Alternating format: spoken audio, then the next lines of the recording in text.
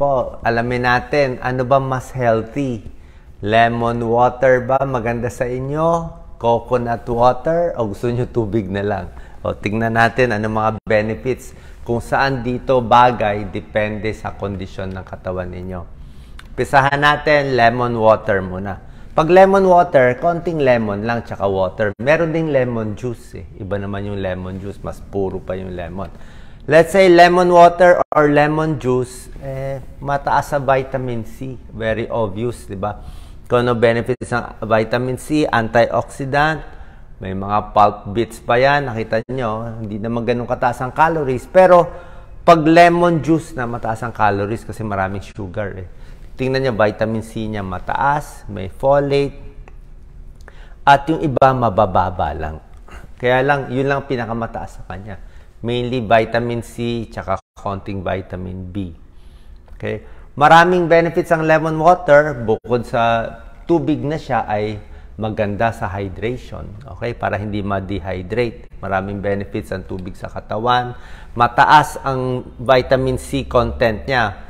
Vitamin C, less infection. Yan, no? Mas maganda sa katawan natin. Yung mga nagpapapayat, di ba? Kasi pag malakas ka uminom ng tubig, mas busog ka na, mas di ka makakain ng marami. Nakita nila mukhang nakakapayat siya. Lalo na bago ka kumain, inom ka ng lemon water, di ba?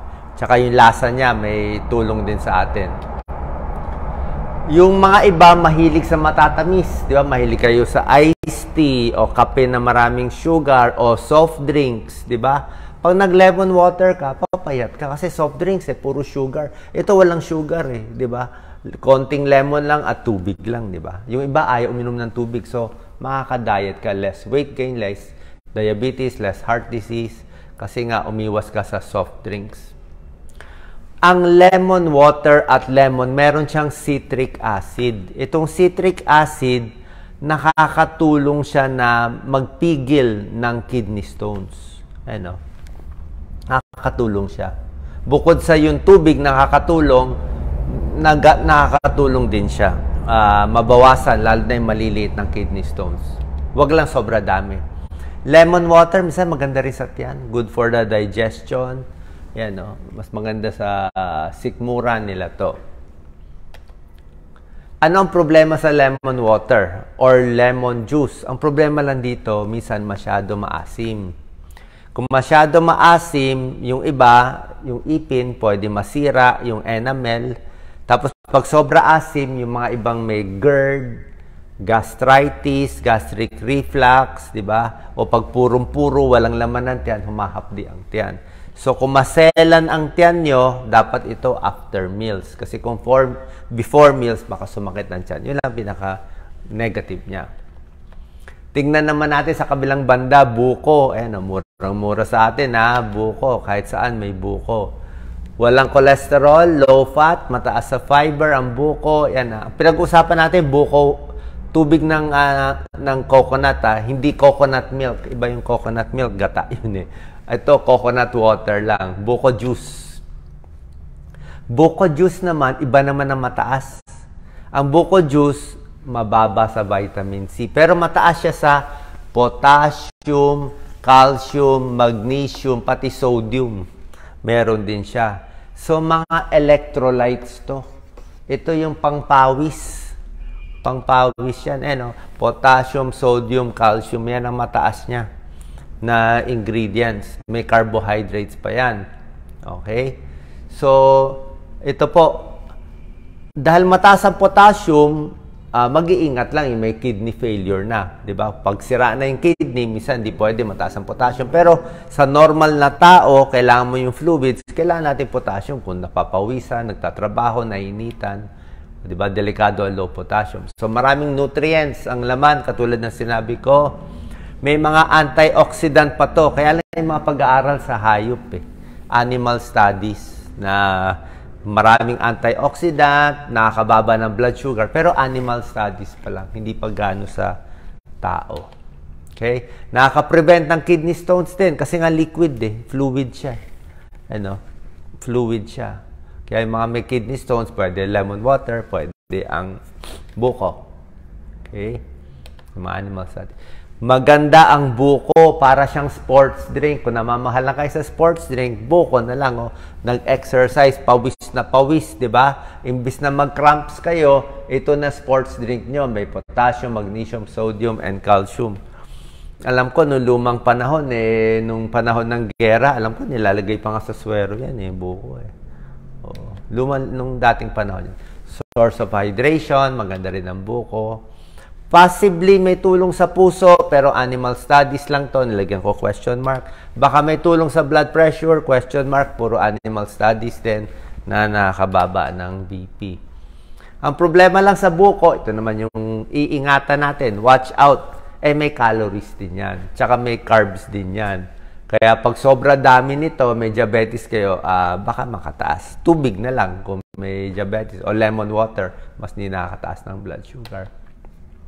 Isa pang problema sa buko, minsan, yung nabibili natin sa mga tindahan, may added sugar na yun Di ba? Pipili kayo yung talagang pure buko na walang added sugar. Kasi kung may added sugar, may mga matatamis na nilalagay, mataas na sa calories. So, bottom line, maganda ito. Yan, very healthy. Pag kinain mo yung laman, mas nakakataba pa yan. Pero okay yan, pabusog. Buko pa calories na kalaban natin yan. Pag inubos mo yan, may buko ka, halos parang mga 3/4 cup of rice na yan. Mabubusog ka na. Yan ang merienda mo. Ha? So, yan. Tingnan natin kung ano ang panalo. Okay, bigay ko na yung summary. Dito ang buko. Dito ang lemon. Actually, hindi lemon water. Lemon juice. So, mas matapang pa to.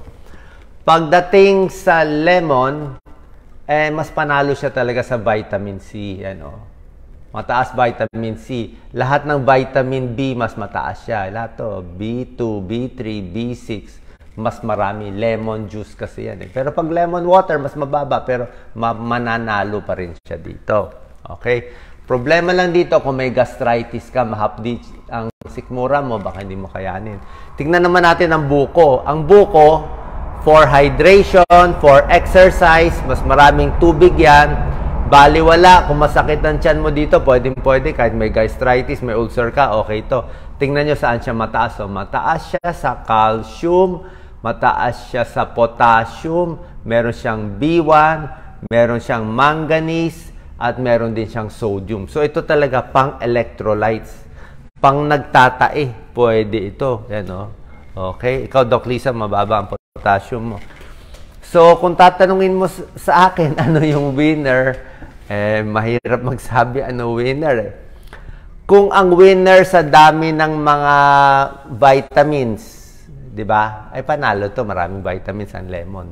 Mahal, di ba? Basta wala kang panalo to sa vitamins. Pero kung titingnan natin ano yung affordable na nasa Pilipinas na mataas, palagay ko lang hula ko lang, baka ginawa ng Diyos talaga yung maraming buko sa Pilipinas. Kasi dito mainit talaga Pinapawisan. Maraming low potassium dito, mainit. Kaya nandito yung buko, kailangan natin itong potassium, calcium, manganese, and sodium. Kaya tayo nandito. Ito naman siguro sa mga malalamig na lugar, ito. Kaya para sa akin, buko pa rin ako. Okay to, very healthy. Pero tatandaan nyo lang, pag nagbubuko juice kayo, wala kayong vitamin C dito. Hahanap pa kayo ng ibang pagkain, ibang prutas, o ibang or supplement na kailangan dagdagan nyo ng vitamin C. Kasi yun ang kulang ng buko. Salamat po.